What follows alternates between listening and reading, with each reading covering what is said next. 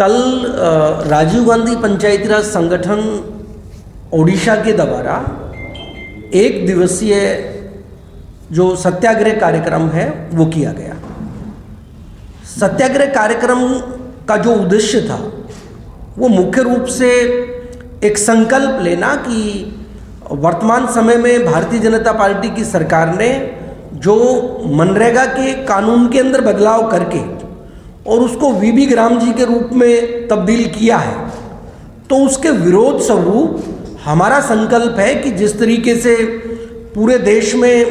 Congress party के राष्ट्रीय अध्यक्ष आदरणीय मल्लिकार्जुन खड़गे जी, कांग्रेस के और भारत के विपक्ष के नेता आदरणीय श्री राहुल गांधी जी के नेतृत्व में पूरे देश भर में मनरेगा के लोगों की अधिकार की आवाज़ को उठाने के लिए जो शुरुआत की गई है, उसी तरीके से राजीव गांधी पंचायती राज संगठन अन्य डिपार्टमेंट, अन्य सेल्स और फ्रंटल ऑर्गेनाइजेशन के साथ साथ पूरे देश के अंदर वो गांव-गांव में पंचायतों के अंदर जाएगा और मनरेगा के मजदूरों से मिलना, ग्रामीण अंचल के अंदर पंचायत जनप्रतिनिधियों से मिलना और मनरेगा के बारे में सही प्रकार से जो नया कानून है वो किस तरीके से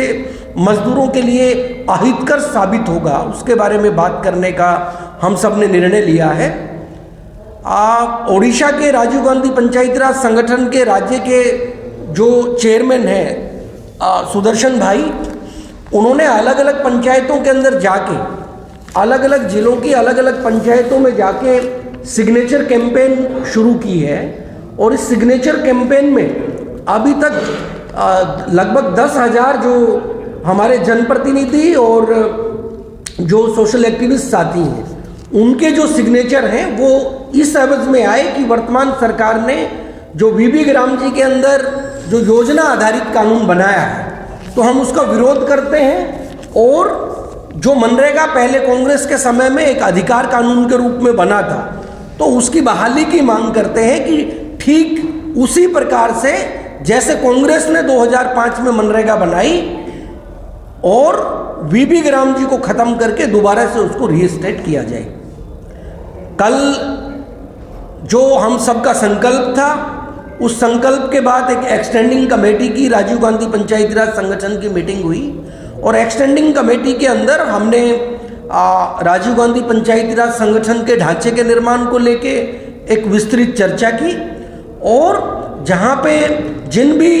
जिलों के अंदर राजीव गांधी पंचायती राज संगठन का ढांचा वो पहले से अपनी एक्टिविटीज़ में लगा है तो उन्होंने अगले 40 दिन के लिए ये संकल्प है कि वो अपने अपने ब्लॉक की, अपने अपने ज़िले की कम से कम 50-50 पंचायतों के अंदर जाएंगे और आदरणीय खड़गे जी का, आदरणीय राहुल गांधी जी का जो संदेश है वो मनरेगा के जो मजदूर हमारे साथी हैं उनके बीच में लेके जाएंगे। बहुत सारे प्रश्न भी वो बीच में उठते हैं, सवाल मीडिया की तरफ से भी आते हैं कि वीबी ग्राम जी के अंदर आखिर दिक्कत क्या है। तो मैं मोटे तौर पे आपको बताना चाहूँगा कि हमारा किसी नाम के बदलाव को लेके कोई संघर्ष नहीं है। हमारा जो संघर्ष है वो सीधे तौर पे उस हक के कानून को लेके है जिसमें एक मनरेगा के मजदूर को अपने गांव के अंदर, अपनी ग्राम सभा में, अपनी ही पंचायत के प्रस्ताव के साथ काम मांगने का अधिकार होता था। हमारी आवाज़ उस चीज़ के लिए है जब मनरेगा में 15 दिन के अंदर काम मांगने के बाद सरकारों को काम देना होता था और सरकारें बाध्य होती थी। अगर 15 दिन में सरकारें काम ना दें तो बेरोजगारी भत्ता पाने का हक वो मजदूर वर्ग को होता था। ये नीचे से ऊपर जाने वाली योजना थी जो इस देश के लोकतंत्र को मजबूत करने की व्यवस्था थी। लेकिन अभी नरेंद्र भाई क्या कर रहे हैं, वो राजशाही इस देश के अंदर लागू करना चाहते हैं और वीबी ग्राम जी एक योजना आधारित कानून बना के वो सारी जो ताकत है उसको अपने हाथ में रख के वो ऊपर से नीचे भेजने की प्रक्रिया के अंदर लग गए। और अब दिल्ली के अंदर बैठे हुए नेता ये तय करेंगे कि ओडिशा के किस जिले के किस गांव में किस मजदूर भाई को काम मिलना चाहिए और किस मजदूर को नहीं मिलना चाहिए। तो बड़े दुख का विषय है कि एक तरफ लोकतंत्र, समानता और हक अधिकार की बात कांग्रेस पार्टी करती है और दूसरी तरफ एक ऐसा विचार जो सारी सत्ता के ऊपर कब्जा करना चाहता है और जो लोगों को हक नहीं, वो लोगों को सिर्फ उम्मीद दिखाता है, लोगों के बीच में जुमलेबाजी करता है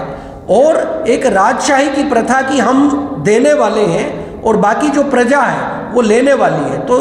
मतलब इस देश के मालिक को वो नागरिक होने का भी अधिकार नहीं देना चाहते। तो कांग्रेस पार्टी की पूरी टीम, राजीव गांधी पंचायती राज संगठन ओडिशा के हमारे राज्य चेयरमैन हमारे भाई सुदर्शन जी, हमारे भाई प्रताप प्रधान जी, बिजोय जी, ये सारे साथी जो राजीव गांधी पंचायती राज संगठन के राष्ट्रीय उपाध्यक्ष हमारे भाई कुणाल बनर्जी, तो इनकी देखरेख के अंदर पूरी टीम वो हर गांव और पंचायत के अंदर पहुंचने का काम करेगी।